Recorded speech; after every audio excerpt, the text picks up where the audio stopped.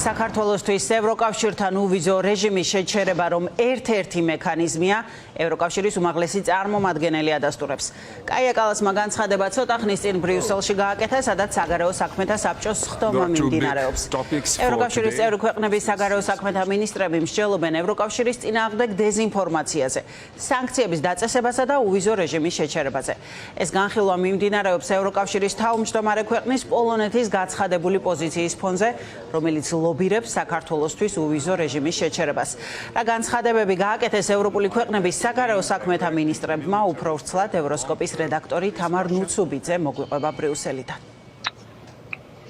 დავიწყოთ კაია კალასით ევროსკოპის ინფორმაციით ევროკომისარ საგარეო და უსაფრთხოების საკითხებში აქვს იმის სურვილი როგორც საგარეო უწყებას ევროკავშირის რომ მაინც იქნეს მიღწეული ერთიანობა და თანხმობა ეგრეთ წოდებულ თარგეტირებულ მიზნობრივ სანქციებზე და პრინციპში ამას ადასტურებს კაია კალასის პასუხი ევროსკოპის შეკითხვაზე რომელმაც ხაზი გაუსვა სწორედ ამ ნაწილს რომ იქნება საუბარი დახურულ კარს მიღმა დაუწესდეს სანქციები იმ პასუხისმგებელ პირებს, ვინც უკან იდგა ძალადობების და ადამიანის უფლებების დარღვევების. თუმცა კაია კალასმა ასევე აღნიშნა ისიც, რომ ერთ-ერთ ბერკეტად და ერთ-ერთ გასახილველ თემად დღეს პირველ დიპლომატებს ასევე უვიზო მიმოსვლის საკითხიც გააჩნია.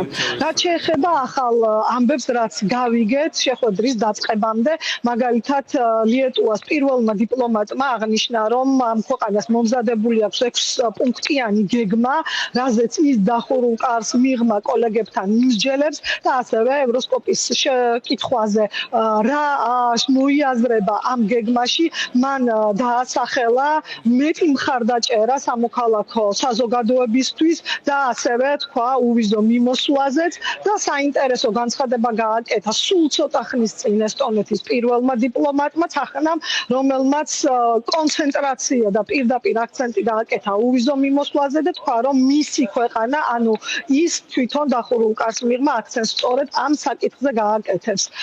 მინისტრები ზოგადად ამბობენ რომ კარგია, რომ ამ ტურბულენტურ გეოპოლიტიკურ ვითარებაში საქართველოს მაინც რჩება დღის წესრიგში და კვლავაც აფიქსირებენ მხარდაჭერას ქართველი ხალხის და ქართველი ხალხის ნების მიმართ.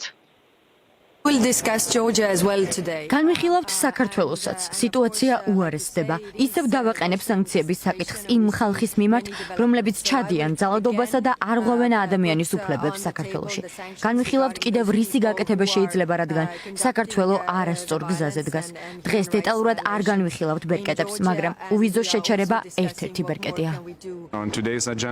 დღის წესრიგის ამ ნაწილში პირველი საკითხი საქართველოა. ლიეტუვის ინიციატივის საფუძველზე გთავაზობთ 6 პუნქტს თუ როგორ უნდა გაგრძელდეს მუშაობა საქართველოსთან დაკავშირებით. ეს იმ პირობებში, როცა ვხედავთ, რომ ადამიანის უფლებების მიმართულებით მდგომარეობა ქვეყანაში მძიმდება.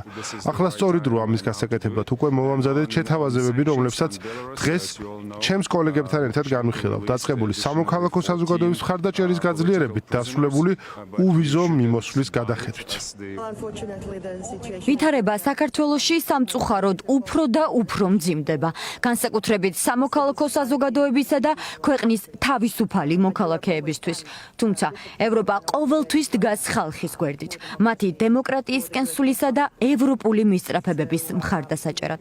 ევროკავშირი ქართველი ხალხის გვერდითაა. ვერ გეტყვით კონკრეტულად რა საკითხებს განვიხილავთ, მაგრამ მოხარული ვარ, რომ დღის წესრიგში კვლავ არის საქართველოს. ეს ძალიან მნიშვნელოვანია, რადგან ტენდენცია ძალიან უარყოფითია. ჩვენი შეშფოთება კი იზრდება. ნამდვილად ვღელავ ქართველ ხალხზე, რომლებსაც ასეთი მასშტაბით სურთ ევროპული მომავალი.